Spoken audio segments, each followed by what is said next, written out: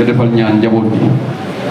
ñii fi ne ñëpp tey ay doom lañ parce que tey jii boo créé AFP àndoon ak Moustapha Niasse nga dem ba nga xam ne ni tey say doom ñoo jël relève bi ak say rak da nga naan alhamdulilahi rabbil alamin man sama jaan wàcc na te ñi leen jàppale fu ngeen mënta yegg ñu fexe fa puus ngeen yegg fa ci barke Yonent bi sallallahu alayhi wasallam kon mu bañ a guddal si basar ak kàddu bi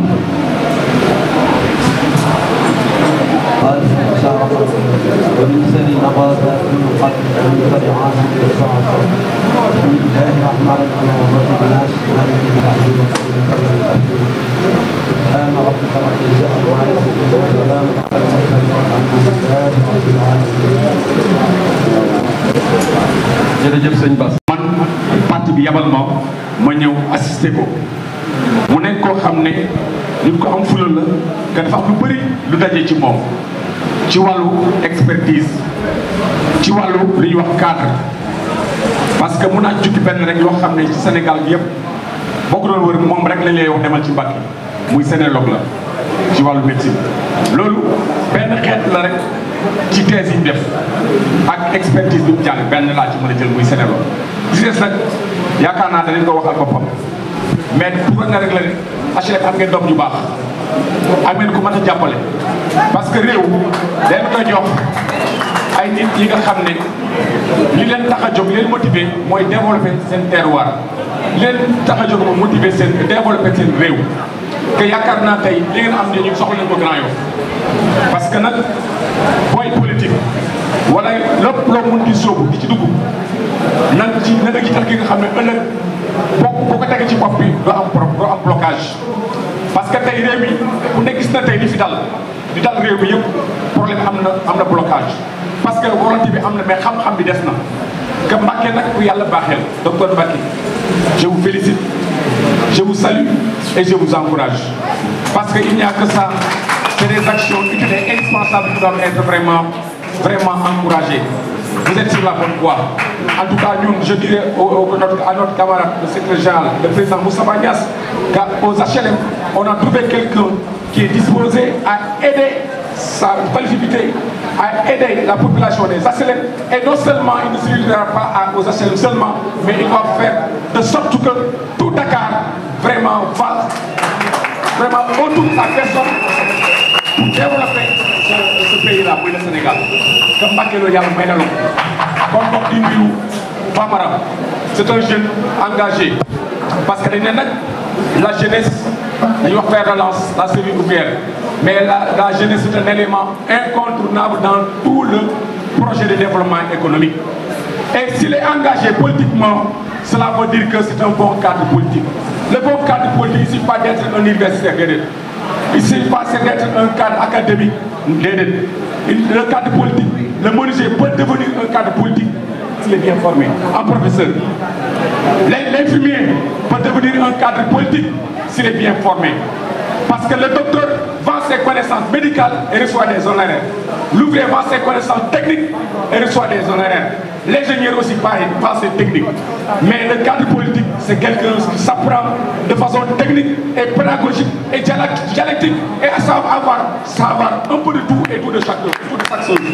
Donc vous êtes un bon cadre. En tout cas, ñu ngi ñaan di remercier presse bi nekk yëpp di remercier ñi fi toog ñëpp di ñaan nañu suñu xel dal na ci yow yàlla la fa cat buñ fi jógee encore une fois di leen invité ne élection yi ñu ngi ñëw parce que moi c'est un homme politique xam naa docteur dama mere mais nag man damay politique li ma bëgg mooy fi ñu jëm na ñëpp dàq fanaan la HLM su voté jotee ngeen a voté ku si nekk na yaa xam nga bëgg nga wote ak sa xol mais nag xam ne Sénégal ñoo ko bokk benn bopp la kenn lu ko xaaj ñaar en tout cas vraiment je lance cet appel là à la jeunesse et aux femmes que ce pays là nous appartient lépp ñu def ko def dans la paix dans la sérénité ñu bokk ndey ànd bokk bàyyi jubóo fañ bëgg a àgg ñu dem fa wasalaam merci beaucoup. mu ngi ñuy jàppale amuñu stress amuñu benn problème du coup ñu ngi koy ñaanal yàlla bu baax a baax yoon bii mu jëm yàlla na ko ci yàlla jàppale je vous remercie merci. Parce que l'heure est déjà passée. On va procéder au discours par Dr Barthédia, d'où son slogan HLM Roubaix. C'est pour ça qu'il a convoqué cette conférence de presse pour faire son lancement. Donc nous serons très enthousiastes de votre question à venir. Merci. man nag damay wax ci olof parce que man dama nekk koo xam ne nationaliste la donc ñun olof la ñuy nàmp donc damay wax ci olof parce que doo waxee ci olof kenn du ko mën a déformer te loolu la ñu nàmp mënoon naa wax ci français nag parce que dégg naa ko bu baax parce que ku nekk doctorat d'état 3e cycle dem liggéey France dem bay dawal avion xam naa kooku français tawu ko mais dama bëgg que Sénégal ñuy changer paradigme c'est important Sénégalais yi la majeure partie de ce Sénégal là wolof la ñuy wax moo tax képp kuy communiquer war na mën a wax wolof damay commencer di leen nuyu ku si nekk sa tur ak sa sant avant loolu nag may sant suñu borom par sa grâce ba ñu mayee kàttan di remercier samay waajur parce que ginnaaw yàlla dañu ne nañu topp suñuy waajur donc ñooñu la ñuy njëkk a remercier di remercier ñëpp nit bu fi teew ci sa tur ak sa sant di remercier presse bi ci sama droite am na Marie Sow nopp sa jëkkër parce que du ñëpp nobee seen jëkkër foog naa divorce yi dina jafe te man sa association boobu dama si bopp léegi à côté de nopp sa jëkkër ñu def nopp sa jabar comme ça mu neex voilà di remercier Père Kana bu xam ne moo sos AFP di remercier Ndiaga Mbengue les grands responsables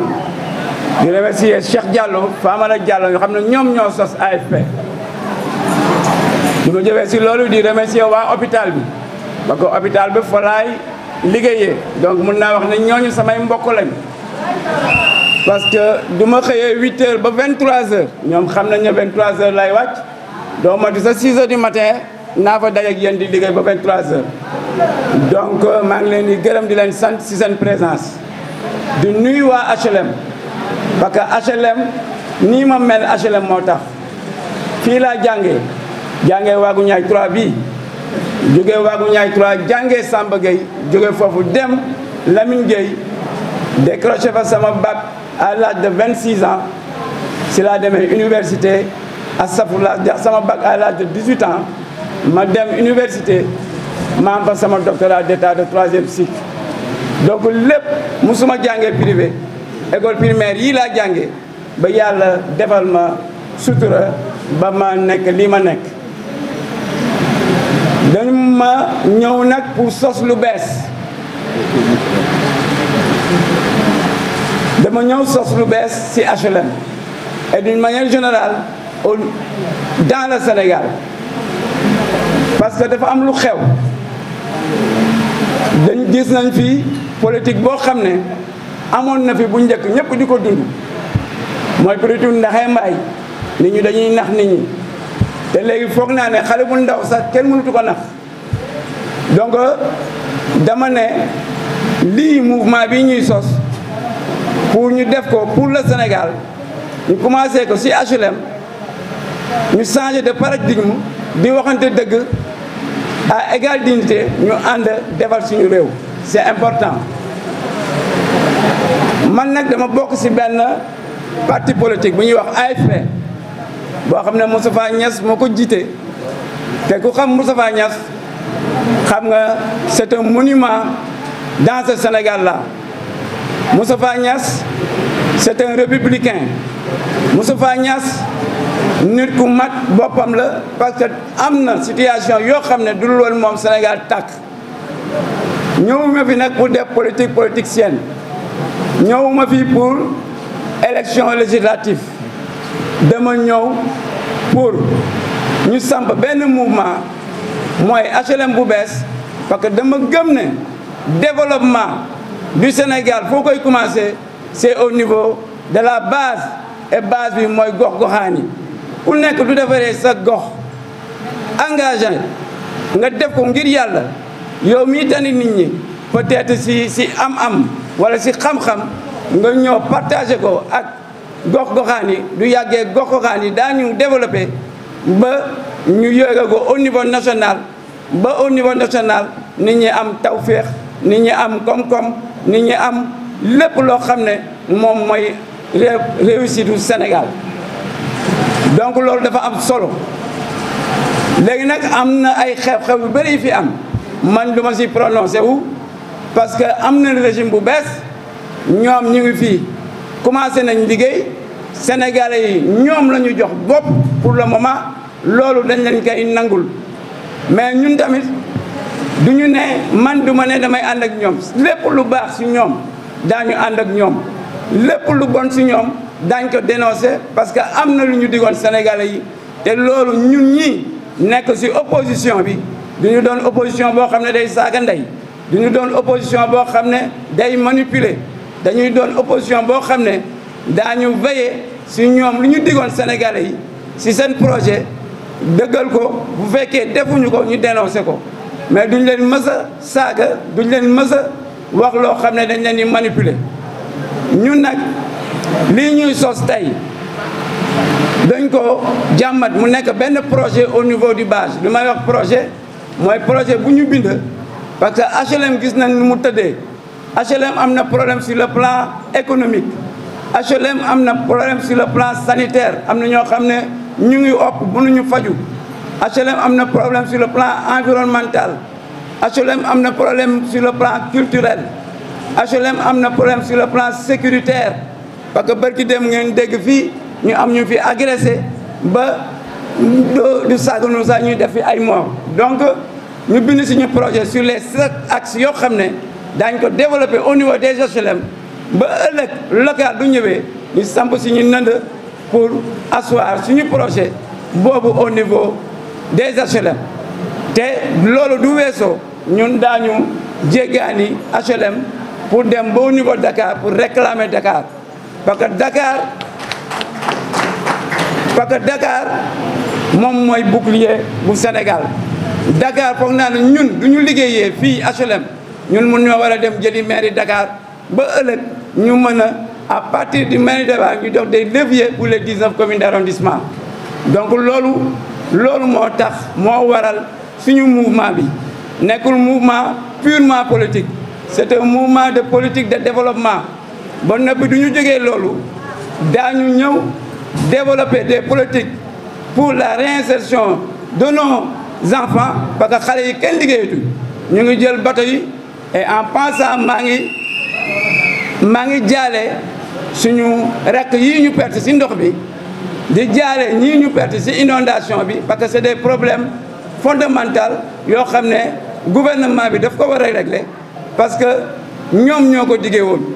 ñoom ñoo diggee woon ne xale yi daañu am liggéey ñoom ñoo diggee woon naa ñu régler problème inondation bi loolu nag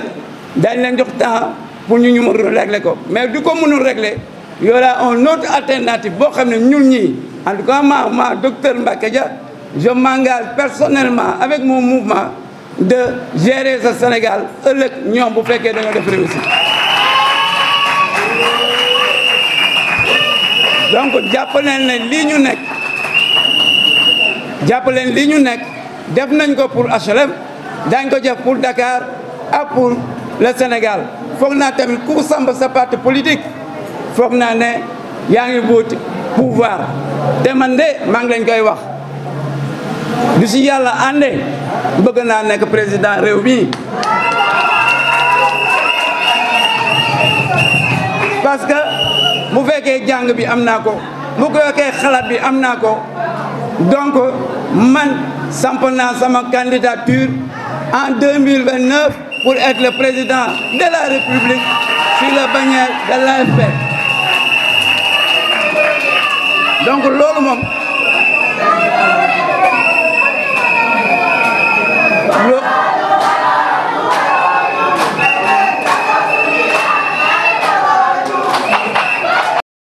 j'avais dit que je ne parlais pas français, mais je vais un peu parler la langue de Molière. Donc je rends grâce à Dieu. Je remercie tous les participants et les invités. Je remercie la presse. Je remercie la presse et tous les invités. Moi, je me nomme Docteur Mbacké Dia. Je suis membre de l'AFP, qui est Alliance des forces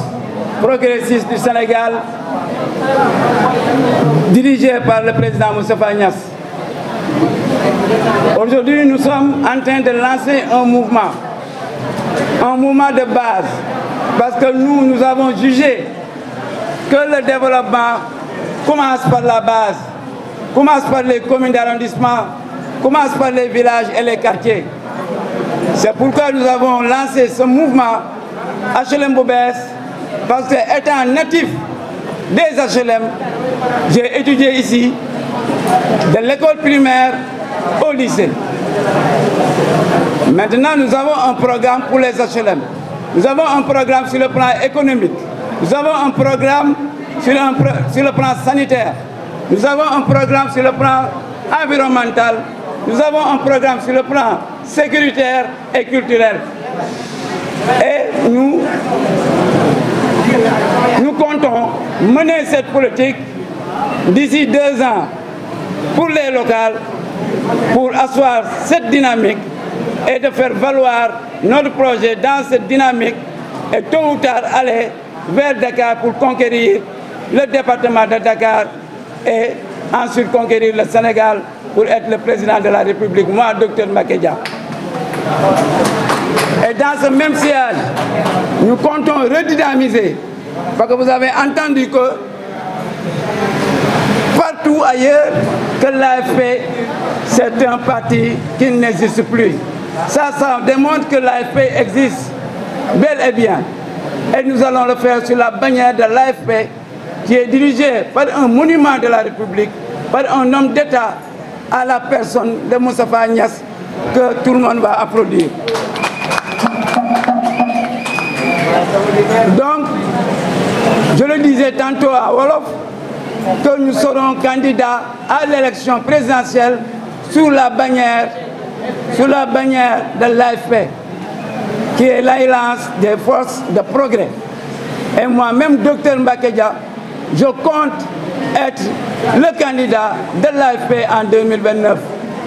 pour gérer les problèmes, les difficultés des Sénégalais.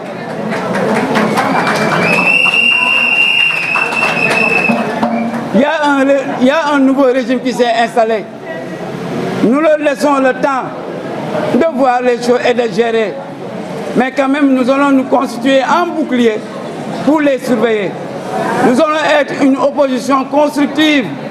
et non une opposition de manipulation ou d'insulte. L'AFP ne peut pas s'opposer contre ce régime qui ne dit pas son nom, mais qui marche à petits pas avec ses couacs. Donc, nous, Alliance, au niveau des HLM, nous allons nous opposer d'une manière constructive et d'une manière républicaine, parce qu'étant des républicains. Donc, le mot clé à retenir, Dr Mbacké Dia est candidat en 2029 sur la bannière de l'AFP. Inch'Allah. Merci beaucoup.